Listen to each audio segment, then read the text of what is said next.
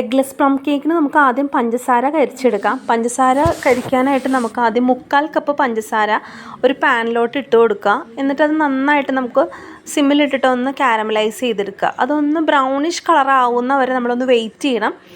അപ്പോൾ എപ്പോഴും ഒന്ന് ഇളക്കണ്ട, അതെന്തോ ഇങ്ങനെ ചൂട് കിട്ടി അതങ്ങനെ കാരമലൈസ് ആയിക്കോളും. അത് കഴിയുമ്പോൾ അതിലോട്ട് നമുക്ക് ഒരു 1/4 കപ്പ് ഹോട്ട് വാട്ടർ, തണുത്ത വെള്ളം ഒഴിക്കരുത്, ഹോട്ട് വാട്ടർ വേണം ഒഴിക്കാൻ. നിങ്ങൾക്ക് ഈസി ആയിട്ട് ഉണ്ടാക്കാൻ പറ്റുന്നൊരു കേക്കാണ് എഗ്ലെസ്. മുട്ട വേണ്ട, പിന്നെ എഗ് ബീറ്റർ വേണ്ട. അപ്പോൾ എന്തായാലും ഉണ്ടാക്കി നോക്കണം. അപ്പോൾ നമുക്കിത് കാരമലൈസിങ് ഇമ്പോർട്ടൻ്റ് ആയിട്ടുള്ളൊരു പാർട്ടാണ്. അപ്പോൾ ഷുഗർ നന്നായിട്ട് കാരമലൈസ് ആയിട്ടുണ്ട്. അപ്പോൾ ആ സമയത്ത് നമുക്ക് ചെറു ചൂട് നല്ല ചൂടായാലും പ്രശ്നമില്ല, 1/4 കപ്പ് ചൂടുവെള്ളം നമുക്ക് ഇതിലോട്ട് ഒഴിച്ചു കൊടുക്കാം. അപ്പോൾ ഇത് നന്നായിട്ടൊരു ബ്രൗണിഷ് കളർ വരണം, എന്നിട്ട് വേണം നമ്മൾ ഒഴിച്ചു കൊടുക്കാൻ കേട്ടോ. എന്നാലാണ് ആ ഒരു കേക്കിന് കളർ കിട്ടാനും നല്ലൊരു സ്മെല്ലും ഒരു ഫ്ലേവറൊക്കെ കിട്ടാൻ വേണ്ടിയാണ് കാരമലൈസ് ചെയ്യണേ. നമ്മൾ 1/4 കപ്പ് പഞ്ചസാരയാണ് ഇട്ടേക്കുന്നത്. അതുപോലെ തന്നെ 1/4 കപ്പ് ഹോട്ട് വാട്ടർ ഇതിലോട്ട് ഒഴിച്ചു കൊടുക്കുമ്പോൾ നീങ്ങി നിന്ന് വേണം ഒഴിക്കാൻ, അല്ലെങ്കിൽ മുഖത്തോട്ടൊക്കെ തെറിച്ച് കഴിഞ്ഞാൽ നമുക്ക് പൊള്ളലൊക്കെ ഏൽക്കും. അപ്പോൾ അതുകൊണ്ട് ഇതുപോലെ നല്ല ബബിൾസ് വന്നൊരു സ്റ്റേജ് എത്തിയിട്ട് അപ്പോൾ അതൊന്ന് അടങ്ങുന്ന വരെ നമുക്കൊന്ന് വെള്ളം ഒന്ന് തിളപ്പിച്ചുകൊണ്ടിരിക്കുക. അപ്പം നമ്മുടെ കാരമലൈസ്ഡ് ഷുഗർ റെഡിയാണ്. ഇനി നമ്മൾ ഡ്രൈ ഫ്രൂട്ട്സ്, ഞാൻ ഓൾറെഡി വൈനിൽ സോക്ക് ചെയ്ത് വെച്ച ഡ്രൈ ഫ്രൂട്ട്സാണ്. ഒരു 300-350 ഗ്രാം. നമ്മൾ നല്ല റിച്ച് ആയിട്ടുള്ള റിച്ച് പ്ലം കേക്കാണ് ഉണ്ടാക്കുന്നത്. അപ്പോൾ ഈ കാരമലൈസ് ചെയ്ത ഷുഗർ ഇപ്പം നമ്മൾ ഹോട്ട് വാട്ടർ അല്ല ഈ സമയത്ത് ഒഴിച്ചെങ്കിൽ നമ്മുടെ പഞ്ചസാര ഉരുണ്ട് പിടിക്കാൻ സാധ്യതയുണ്ട്, കട്ട പിടിക്കാൻ. അതാണ് പലരും കാരമലൈസ് ചെയ്യുമ്പോൾ എൻ്റെ അടുത്ത് ചോദിക്കാറുണ്ട്, കാരമലൈസ് ചെയ്യുമ്പോൾ ശരിയാവാറില്ലെന്ന്. അപ്പോൾ തണുത്ത വെള്ളം ഒഴിച്ചിട്ടാണ്, നല്ല ചൂടുവെള്ളം വേണം ഒഴിക്കാൻ. നമ്മളത് റെഡിയാക്കി വെച്ചേക്കണം ചൂടുവെള്ളം. ഇതിലോട്ട് നമ്മളൊരു 300-350 ഗ്രാംസ് ഡ്രൈ ഫ്രൂട്ട്സ് ആഡ് ചെയ്യണം. അപ്പോൾ ഡ്രൈ ഫ്രൂട്ട്സ് നമ്മൾ നിങ്ങൾക്ക് ഇഷ്ടമുള്ള ഡ്രൈ ഫ്രൂട്ട്സ് ആഡ് ചെയ്യുക കേട്ടോ. ഇതിൽ ജിഞ്ചർ പീൽ, ഓറഞ്ച് പീൽ, ഞാൻ cranberries, prunes, apricot, fig, tutti frutti വളരെ കുറച്ചുള്ളൂ, പിന്നെ അതുപോലെ ഡ്രൈഡ് ജിഞ്ചർ പീൽ, ചെറീസ്, അങ്ങനത്തെ ഡ്രൈ ഫ്രൂട്ട്സാണ് ആഡ് ചെയ്തേക്കുന്നത്. കറുത്ത മുന്തിരി, നിങ്ങൾക്ക് വേണമെങ്കിൽ കറുത്ത മുന്തിരി മാത്രമായിട്ട് യൂസ് ചെയ്യാം, ടൂട്ടി ഫ്രൂട്ടി മാത്രമായിട്ട് ഇടാം. ടൂട്ടി ഫ്രൂട്ടി വളരെ കുറച്ചിടുന്നതായിരിക്കും നല്ലത്. ഞാനിത് ഒരു 1-2 വർഷമായിട്ട് നമ്മുടെ വൈനിൽ സോക്ക് ചെയ്ത് വെച്ച ഡ്രൈ ഫ്രൂട്ട്സാണ് ഇപ്പോൾ ഇതിലോട്ട് ആഡ് ചെയ്തത്. അപ്പം നമ്മുടെ കാരമലൈസ് ചെയ്ത ഷുഗറിലോട്ട് ഈ ഡ്രൈ ഫ്രൂട്ട്സ് ആഡ് ചെയ്യുമ്പോൾ അതിൽ കിടന്ന് തിളച്ച് കഴിയുമ്പോഴത്തേക്കും ഈ ഡ്രൈ ഫ്രൂട്ട്സ് നന്നായിട്ട് വെന്ത് നല്ല കേക്ക് കഴിക്കുമ്പോൾ തന്നെ ഡ്രൈ ഫ്രൂട്ട്സ് കടിക്കാൻ നല്ല സോഫ്റ്റ് ആയിട്ടിരിക്കും. ഇപ്പം നിങ്ങൾ വൈനിൽ സോക്ക് ചെയ്യാത്ത നിങ്ങൾക്ക് പെട്ടെന്ന് ഉണ്ടാക്കി നോക്കണമെങ്കിൽ വൈനിൽ സോക്ക് ചെയ്യാത്ത ഡ്രൈ ഫ്രൂട്ട്സ് ആണെങ്കിലും ഡ്രൈഡ്, ഇപ്പോൾ നമ്മൾ കടയിൽ നിന്ന് മേടിച്ചിട്ട് നമുക്ക് വൈനിൽ സോക്ക് ചെയ്യാൻ സാധിച്ചില്ല, അത് നേരെ കാരമലൈസ്ഡ് ഷുഗറിലോട്ട് ഇട്ടാലും പ്രശ്നമില്ല. നമ്മൾ വേവിക്കുകയല്ലേ ഡ്രൈ ഫ്രൂട്ട്സ്, അപ്പോൾ അതുകൊണ്ട് അത് പ്രശ്നം വരുന്നില്ല. നമ്മൾ നന്നായിട്ട് കൈയെടുക്കാതെ ഇളക്കിക്കൊണ്ടിരിക്കുക. ഈ വെള്ളവും ഡ്രൈ ഫ്രൂട്ട്സും നന്നായിട്ട് നല്ല കുറുകി നല്ലൊരു എന്താ പറയുക, ജാമിൻ്റെ ഒരു കൺസിസ്റ്റൻസിയിൽ വരണം, ഒറ്റനൂൽ പരുവം. ഈ വെള്ളത്തിൻ്റെ അംശമൊക്കെ പറ്റി ഈ ഡ്രൈ ഫ്രൂട്ട്സിലോട്ട് കാരമലൈസ്ഡ് ഷുഗർ പിടിച്ച് നല്ലൊരു ഇതിലോട്ട് വരണം. ഇനി നമ്മൾ ഇതിൽ വളരെ എളുപ്പമാണ്, ഒരു 1/2 കപ്പ് ഷുഗർ ആഡ് ചെയ്യണം ഇതിലോട്ട്. കാരമലൈസ് ചെയ്ത് ഡ്രൈ ഫ്രൂട്ട്സും കൂടെ ആഡ് ചെയ്തിട്ട് അതിലോട്ട് 1/2 കപ്പ് നമ്മുടെ ഷുഗർ ആഡ് ചെയ്യണം. നന്നായിട്ട് ഇതിലോട്ട് മെൽറ്റായി നന്നായിട്ട് മിക്സ് ആവട്ടെ, അതുവരെ നമുക്ക് മിക്സ് ചെയ്ത് കൊടുക്കാം ഷുഗർ.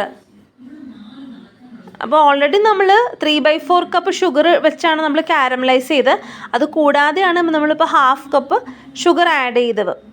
പിന്നെ ഇത് നന്നായിട്ട് ഇപ്പോൾ ഒന്ന് ചെറുതായിട്ട് കുറുകി വന്നിട്ടുണ്ട്. ഇതിലോട്ട് നമ്മൾ ഒരു 100 ഗ്രാം അൺസോൾട്ടഡ് ബട്ടർ ആഡ് ചെയ്ത് കൊടുക്കും. ഇപ്പോൾ ഇതിലോട്ട് അങ്ങനെ തന്നെ ഇപ്പോൾ 100 ഗ്രാമിൻ്റെ ഒരു പാക്കറ്റായിട്ട് കിട്ടുമല്ലോ അൺസോൾട്ടഡ്. ഇപ്പോൾ ഇത് നിങ്ങൾക്ക് തോന്നാം ഇത് ലോങ് ആണെന്ന് തോന്നാം വീഡിയോ, പക്ഷേ ഇത് നമുക്ക് അറിയില്ലാത്ത ആൾക്കാരുണ്ടാവുമല്ലോ, അപ്പോൾ അത് സ്കിപ്പ് ചെയ്യാതെ കാണുക. അപ്പോൾ എനിക്ക് സ്കിപ്പ് ചെയ്ത് കഴിഞ്ഞാൽ നിങ്ങൾക്ക് ഡീറ്റെയിൽ ആയിട്ട് കാണിച്ചു തരാൻ പറ്റത്തില്ല. അറിയാവുന്നവരാണെങ്കിൽ സ്കിപ്പ് ചെയ്ത് പോയിക്കോളൂ. അപ്പോൾ ഡീറ്റെയിൽ ആയിട്ട് വേണമെന്ന് കുറേ പേര് ആവശ്യപ്പെട്ടുകൊണ്ടാണ് ഞാനിപ്പോൾ എഗ്ലെസ് പ്ലം കേക്കിൻ്റെ റെസിപ്പി ഇടുന്നത്. അപ്പം നമ്മുടെ ഈ ഡ്രൈ ഫ്രൂട്ട്സും പഞ്ചസാരയും എല്ലാം നന്നായിട്ട് തിളയ്ക്കുമ്പോൾ അതിൻ്റെ ഒപ്പം നമ്മൾ ബട്ടറും ആഡ് ചെയ്തിട്ടുണ്ട് 100 ഗ്രാം. അതും നന്നായിട്ട് മെൽറ്റായി വരട്ടെ. ഇനി നന്നായിട്ട് നമ്മൾ കൈയെടുക്കാതെ മിക്സ് ചെയ്തുകൊണ്ടിരിക്കുക. ഹൈ ഫ്ലെയിമിലിട്ടാലും പ്രശ്നമില്ല, ആ വെള്ളമൊക്കെ ഒന്ന് പറ്റി നല്ല കുറുകണ ഒരു പാകത്തിലോട്ട് എടുക്കണം. നിങ്ങൾക്ക് എളുപ്പത്തിൽ ഉണ്ടാക്കിയെടുക്കാമല്ലോ, എഗ് ബീറ്റർ വേണ്ട. എന്താ പറയുക, ആൽക്കഹോളിക് അല്ല. പിന്നെ ഈ കേക്കിൻ്റെ പ്രത്യേകത എന്ന് പറയുന്നത് കേക്ക് നമുക്കൊരു 2 വീക്സ് വരെ പുറത്തിരുന്നാൽ ചീത്തയാവത്തില്ല. ഒരു 2 മന്ത്സ് വരെ നമുക്ക് ഫ്രിഡ്ജിൽ സ്റ്റോർ ചെയ്താൽ നമുക്ക് കേടാകാതിരിക്കും. നിങ്ങൾക്ക് ക്രിസ്മസിനൊക്കെ വരുമ്പോൾ എഗ്ലെസ് പ്ലം കേക്കിന് ഓർഡറൊക്കെ ഉണ്ടെങ്കിൽ ഈ കേക്ക് റെസിപ്പി വെച്ചിട്ട് നിങ്ങൾ ഉണ്ടാക്കി കൊടുത്തോളൂ. ഒരു കുഴപ്പമില്ല, നല്ല ടേസ്റ്റിയാണ്. മുട്ട ചേർത്തിട്ടില്ല എന്ന് പറയേയില്ല. മുട്ട ചേർക്കാത്തതാണ് ഇതിൻ്റെ ഒരു മെയിൻ ഹൈലൈറ്റ്. അതുകൊണ്ട് തന്നെ നമുക്ക് എഗ് ബീറ്ററിൻ്റെ ആവശ്യമില്ല. മിക്സിംഗ് ഒക്കെ ഒരൊറ്റ ബൗളിൽ തന്നെ നമുക്ക് തീരും. നിങ്ങൾ ചെയ്ത് നോക്കിയിട്ട് ഫീഡ്ബാക്ക്സ് അറിയിക്കും. ഇപ്പം നമ്മുടെ നന്നായിട്ട് ഇങ്ങനെ കുറുകി വരുന്നുണ്ട്. കുറച്ച് സമയം എടുക്കും. കണ്ടോ, നല്ല കട്ട പോലെയായി. ഒറ്റനൂൽ പരുവം എന്ന് പറയും. ആ ഒരു പരുവം വരുമ്പോഴത്തേക്കും നമ്മൾ ഇതിലോട്ട് ഓറഞ്ച് പീല്, അതൊരു ടേബിൾ സ്പൂൺ വരെ ഓറഞ്ച് പീല് ചേർക്കാം. ഓറഞ്ചിൻ്റെ തൊലി, അല്ലെങ്കിൽ ഓറഞ്ചിൻ്റെ തൊലി ഇല്ലെങ്കിൽ നാരങ്ങയുടെ ലെമണിൻ്റെ തൊലി ആയാലും മതി. Lemon zest. അപ്പോൾ അതിൻ്റെ ഉള്ളിൽ നമ്മൾ ഈ തൊലി ചുരണ്ടി എടുക്കുമ്പോഴേ പ്രത്യേകം ശ്രദ്ധിക്കണം. അതിൻ്റെ ഉള്ളിൽ വൈറ്റിഷ് പാർട്ട് ഇതിലോട്ട് ആഡ് ചെയ്യരുത്, ഓറഞ്ചിൻ്റെ ആയാലും ലെമണിൻ്റെ ആയാലും. അപ്പോൾ നമുക്ക് കയ്പ്പ് വരും. പുറമേ ഉള്ളത് പതുക്കെ ചുരണ്ടി എടുത്ത് ഇതിലോട്ട് ചേർക്കണം. ഒരു 1 ടേബിൾ സ്പൂൺ നമുക്ക് ഇതിലോട്ട് ആഡ് ചെയ്യട്ടെ. അപ്പോൾ നല്ലൊരു ഫ്രഷ് ഫീലിങ്സ് കിട്ടും, ഫ്രഷ് ഒരു ഇത് കിട്ടും. പിന്നെ ലെമൺ ജ്യൂസും ചേർക്കാം. ഒരു 1 ടേബിൾ സ്പൂൺ ലെമൺ ജ്യൂസോ, ലെമൺ സെസ്റ്റ ചേർക്കുന്നതെങ്കിൽ ലെമൺ ജ്യൂസ് ചേർക്കാം. ഓറഞ്ച് സെസ്റ്റ ചേർക്കുന്നതെങ്കിൽ ഓറഞ്ച് ജ്യൂസ് ചേർക്കാം. ഇനി നമുക്കിടെ ഈ ഡ്രൈ ഫ്രൂട്ടിൻ്റെ മിക്സ് നമുക്കൊന്ന് ചൂടാറാൻ വെക്കാം. ആ സമയത്ത് നമുക്ക് ഒരു 1/4 കപ്പ് തൈരും അതിൻ്റെ കൂടെ 1/2 ടീസ്പൂൺ ബേക്കിംഗ് സോഡയും കൂടെ മിക്സ് ചെയ്ത് മാറ്റി വയ്ക്കുക. അത് നന്നായിട്ടത് ചേർക്കുമ്പോൾ നന്നായിട്ട് പതഞ്ഞ് വരും. ഇനി ആ മിക്സ് നമ്മുടെ ഡ്രൈ ഫ്രൂട്ട്സ് തണുത്തതിന് ശേഷം നന്നായിട്ട് തണുപ്പിച്ചിട്ട് ഈ തൈരും ബേക്കിംഗ് സോഡയും കൂടി നമ്മുടെ ഡ്രൈ ഫ്രൂട്ട്സിൻ്റെ മിക്സിലോട്ട് നന്നായിട്ട് മിക്സ് ചെയ്ത് ചേർക്കുക. ഇത് നന്നായിട്ട് സ്പാച്ചിൽ വെച്ചിട്ടൊന്ന് ഫോൾഡ് ചെയ്തെടുക്കുക. നമ്മൾ മുട്ട ചേർക്കുന്നില്ല, മുട്ടയ്ക്ക് പകരമാണ് നമ്മുടെ തൈര് ചേർക്കുന്നത്. തൈര് ചേർക്കുമ്പോൾ അധികം പുളിക്കാത്ത തൈരാണെങ്കിൽ ഏറ്റവും നല്ലതാട്ടോ. അപ്പോൾ തൈരും ബേക്കിംഗ് സോഡയും മിക്സ് ചെയ്ത് ആ മിക്സ് ഈ തണുത്ത ഡ്രൈ ഫ്രൂട്ട്സിലോട്ട്, ചൂടിന് ചേർക്കരുത്. നമ്മൾ ഡ്രൈ ഫ്രൂട്ട്സ് കുറുക്കിയെടുത്തല്ലോ, നമ്മുടെ പഞ്ചസാരയും ബട്ടറും ഓറഞ്ചിൻ്റെ സെസ്റ്റും ഓറഞ്ച് ജ്യൂസൊക്കെ വെച്ച് കുറുക്കിയെടുത്തത് ചൂടാറിയിട്ട് അതിലോട്ട് വേണം തൈരിൻ്റെ മിക്സ് ആഡ് ചെയ്യാൻ. ഇത് നന്നായിട്ട് സ്പാച്ചിൽ വെച്ചിട്ടൊന്ന് ഫോൾഡ് ചെയ്തെടുക്കുക. എന്നിട്ട് ഇതിലോട്ട് നമ്മുടെ മൈദയുടെ മിക്സ് ആഡ് ചെയ്യുക. മൈദ നമ്മൾ ആഡ് ചെയ്തത്, മൈദയുടെ അളവ് ഞാൻ പറയാം.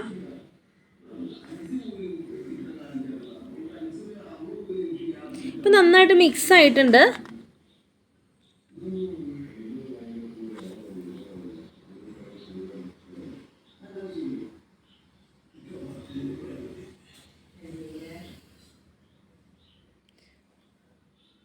ഇനി മൈദ ഞാൻ അരിച്ചു വെച്ചിട്ടുണ്ട് കേട്ടോ. മൈദ ഇതിലോട്ട് നമ്മളിപ്പോൾ ഡ്രൈ ഫ്രൂട്ട്സിൻ്റെ നമ്മളിപ്പോൾ തൈര് ആഡ് ചെയ്തില്ലേ, അപ്പോൾ അതിലോട്ട് നമ്മൾ നട്ട്സ് നമ്മുടെ ഇഷ്ടത്തിന് ചേർത്ത് കൊടുക്കാം കേട്ടോ. നട്ട്സ് അത് നമുക്കിപ്പോൾ എത്ര വേണമെങ്കിലും നമുക്ക് നട്ട്സ് ആഡ് ചെയ്ത് കൊടുക്കാം. അതേസമയം നമ്മളൊരു ബൗളിൽ മൈദ 1 കപ്പ്, അതായത് 150 ഗ്രാം, അതായത് 150 ഗ്രാം എന്ന് പറയുന്നത് 1 കപ്പും 2 ടേബിൾ സ്പൂൺ മൈദ, അതും പിന്നെ നമ്മുടെ ഉപ്പ് ഒരു 1/4 ടീസ്പൂൺ, ബേക്കിംഗ് പൗഡർ 1 ടീസ്പൂൺ, ഇത്രയും മൈദയായിട്ട് മിക്സ് ചെയ്ത് നമ്മൾ നേരത്തെ മാറ്റി വെച്ചേക്കുവാണ്. സ്പൈസസ് ഒരു 1/4 ടീസ്പൂൺ സ്പൈസസ് ഈ മൈദയുടെ ഒപ്പം തന്നെ നമ്മൾ അരിച്ചു വെച്ചേക്കുക. അതായത് പട്ടയും ജാതിക്കയുടെ ആ കുരുവില്ലേ ഉള്ളിലുള്ള അത് നട്ട്മഗ്, അതും ഒരു 1/4 ഭാഗം മതി നട്ട്മഗ്. അതും നമ്മുടെ പട്ട ഒരു ചെറിയ പീസ്, നമ്മുടെ വിരലിൻ്റെ ഒക്കെ ഒരു 1/4 ഭാഗം മതി. അത് പൊടിച്ചിട്ട് ഈ മൈദയുടെ ഒപ്പം മൈദയും ബേക്കിംഗ് പൗഡറും ഉപ്പും നന്നായിട്ട് നമ്മൾ 3 പ്രാവശ്യം അരിച്ചതിന് ശേഷം, സ്പൈസസും കൂടി അരിച്ചതിന് ശേഷം ഈ തൈരും ഡ്രൈ ഫ്രൂട്ട്സിൻ്റെ മിക്സും നമ്മൾ ബേക്കിംഗ് സോഡയൊക്കെ ആഡ് ചെയ്തല്ലോ, അതിലോട്ട് മൈദ കുറേശ്ശെ ആയിട്ടിട്ട് ഫോൾഡ് ചെയ്ത് നമ്മൾ മിക്സ് ചെയ്ത് എടുക്കുക. ഒറ്റയടിക്ക് നമ്മൾ മൈദ ഇടരുത്, അത് നിങ്ങൾക്ക് അറിയാമായിരിക്കുമല്ലോ. അപ്പോൾ ഫസ്റ്റ് ടൈം ചെയ്യുന്നവരോട് പറഞ്ഞതാണ്, ചെയ്യുമ്പോൾ സൂക്ഷിച്ച് ചെയ്താൽ നമുക്ക് കേക്ക് എപ്പോഴും പെർഫെക്റ്റ് ആയിട്ടിരിക്കും. മെഷർമെൻറ്റും എടുക്കുന്ന പാത്രങ്ങളൊക്കെ എപ്പോഴും വെള്ളവും ഇല്ലാതെയൊക്കെ അങ്ങനെ എടുക്കുവാണെങ്കിൽ നന്നായിട്ട് നമുക്ക് കേക്ക് ചെയ്തെടുക്കാൻ പറ്റും. ഇത് നല്ല ഈസി ആയിട്ട് ചെയ്യാം, നല്ല ടേസ്റ്റിയാണ്. എഗ്ഗ് ചേർക്കാത്തതെന്ന് ആരും പറയത്തുമില്ല. എഗ്ഗ് കഴിക്കാത്തവർക്ക് കഴിക്കാം, കുട്ടികൾക്ക് വരെ ഈസി ആയിട്ട് ഒരു ബൗളിൽ തന്നെ നമുക്ക് മിക്സിംഗ് ഒക്കെ തീർക്കാം. അപ്പോൾ നമ്മുടെ മൈദയുടെ മിക്സ് നന്നായിട്ട് ഇതിലോട്ട് ആഡ് ആയിട്ടുണ്ട്. ഇനി എഗ്ഗ് വെച്ചിട്ടുള്ള റെസിപ്പി ഞാൻ ഇനി അടുത്ത പ്രാവശ്യം ഇടാം കേട്ടോ. അപ്പോൾ ക്രിസ്മസിനൊക്കെ മുമ്പേ നിങ്ങൾക്ക് ചെയ്ത് നോക്കണമെങ്കിൽ എൻ്റെ അടുത്ത് ഇങ്ങനെ കുറച്ച് പേരിങ്ങനെ പറഞ്ഞു, കുറച്ച് നേരത്തെ വീഡിയോ ഇടുവാണെങ്കിൽ ഞങ്ങൾക്ക് ചെയ്ത് പഠിക്കാമല്ലോ എന്ന്.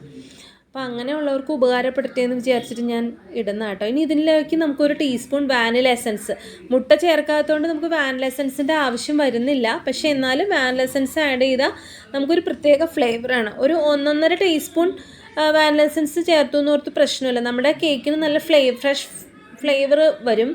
കാരണം നമ്മൾ ഓറഞ്ചിൻ്റെ സെസ്റ്റും ഓറഞ്ച് ജ്യൂസൊക്കെ ചേർത്തേക്കുന്നതുകൊണ്ട് നല്ലൊരു ഫ്രഷ് ഇത് വരും. ഞാൻ കറക്റ്റ് ഇൻഗ്രീഡിയൻസും എല്ലാം ഡിസ്ക്രിപ്ഷൻ ബോക്സിൽ ആഡ് ചെയ്തേക്കാം. അപ്പോൾ അത് നോക്കി നിങ്ങൾക്ക് ചെയ്താൽ മതി. നേരത്തെ തന്നെ ഇതെല്ലാം അടുപ്പിച്ച് വെക്കുക. ഇപ്പോൾ 1 കപ്പ് മൈദയാണെങ്കിൽ അതെല്ലാം അടുപ്പിച്ച് നിങ്ങൾ അടുത്തടുത്ത് വെക്കുകയാണെങ്കിൽ മിക്സ് ചെയ്യാനൊക്കെ നിങ്ങൾക്ക് എളുപ്പമുണ്ടാവും. ഇത് 7 ഇഞ്ചിൻ്റെ പാനാണ്. ഇതിപ്പോൾ നമ്മൾ ഉണ്ടാക്കി വരുമ്പോഴത്തേക്ക് ഒരു 1.5 കിലോ അടുത്ത് പ്ലം കേക്ക് ഉണ്ടാവും. അപ്പോൾ ഞാൻ 2ആയിട്ടാണ് ഉണ്ടാക്കുന്നത്. ഒരു 7 ഇഞ്ചിൻ്റെ പാനാണ്. അപ്പോൾ അതിലോട്ട് നമുക്ക് പകുതി ഒഴിച്ചു കൊടുക്കാം. എപ്പോഴും ബേക്കിംഗ് ട്രേ നന്നായിട്ട് ഓയിലോ ബട്ടറോ വെച്ച് ഗ്രീസ് ചെയ്തിട്ട് നന്നായിട്ട് തേച്ച് കൊടുത്തിട്ട് അതിൽ ബട്ടർ പേപ്പർ, പ്ലം കേക്കും ക്യാരറ്റ് കേക്കും ഉണ്ടാക്കുമ്പോൾ പ്രത്യേകം ശ്രദ്ധിക്കണം. നമ്മൾ ചുറ്റിനും നടുക്കും ബട്ടർ പേപ്പർ വെച്ചിട്ടും വേണം ബാറ്റർ ഒഴിക്കാൻ. ബാറ്റർ ഒഴിച്ചതിന് ശേഷം അതിൻ്റെ മേലെ നിങ്ങൾക്ക് ഇഷ്ടമുള്ള ഡ്രൈ ഫ്രൂട്ട്സ്, ഇപ്പം ഞാൻ കാഷ്യൂം ബദാമും വെച്ചാണ് ഡെക്കറേറ്റ് ചെയ്യുന്നത്. അപ്പം അതൊക്കെ ശ്രദ്ധിക്കണം. നിറയെ ഒഴിക്കരുത്. ഒരു അരഭാഗത്തിന് മേലെ, 1/4 ഭാഗവും വേണ്ട, അത്രയും ഒഴിച്ചിട്ട് നമ്മൾ ബേക്ക് ചെയ്യുക.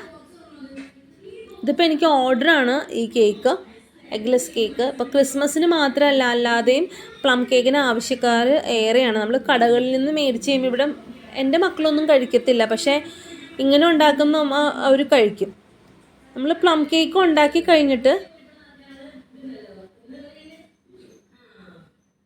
നമ്മൾ ഇതിപ്പോൾ ഒരു 2 വീക്സ് വരെ നമുക്ക് പുറത്ത് വെച്ചാൽ ചീത്തയാവത്തില്ല.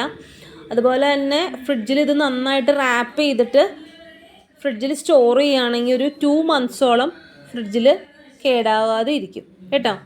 അപ്പോൾ ഞാൻ 2 ബേക്കിംഗ് ട്രേയിലോട്ട് ഈ ഇതിൻ്റെ കേക്കിൻ്റെ ബാറ്റർ ഒഴിച്ചു കൊടുത്തിട്ടാണ് ബേക്ക് ചെയ്യുന്നത്. അപ്പോൾ 170 ഡിഗ്രിയിൽ പ്രീഹീറ്റ് ചെയ്ത് 10 മിനിറ്റ്സ് പ്രീഹീറ്റ് ചെയ്ത ഓവനിൽ 170 ഡിഗ്രിയിൽ 45 to 50 മിനിറ്റ്സ് വരെ നമുക്ക് പ്ലം കേക്ക് ബേക്ക് ചെയ്യേണ്ടി വരും. അതേസമയം ഗ്യാസ് സ്റ്റൗവിലാണ് നമ്മൾ ബേക്ക് ചെയ്യുന്നതെങ്കിൽ ഈ 50 മിനിറ്റ് എന്നുള്ള ചിലപ്പോൾ ഒരു 1.5 മണിക്കൂറൊക്കെ എടുക്കും. നമ്മുടെ കേക്ക് ബേക്കായിട്ടുണ്ട്. നല്ല സോഫ്റ്റാണ് കേക്ക്. നിങ്ങൾ വിചാരിക്കും എഗ്ഗ് ചേർത്താൽ മാത്രമേ സോഫ്റ്റ് ആവത്തുള്ളൂ. അല്ല, ഇത് നല്ല സോഫ്റ്റാണ്. നിങ്ങൾ ഉണ്ടാക്കി നോക്കിയിട്ട് ഫീഡ്ബാക്ക്സ് അറിയിക്കൂ കേട്ടോ. അപ്പോൾ എല്ലാവരും ട്രൈ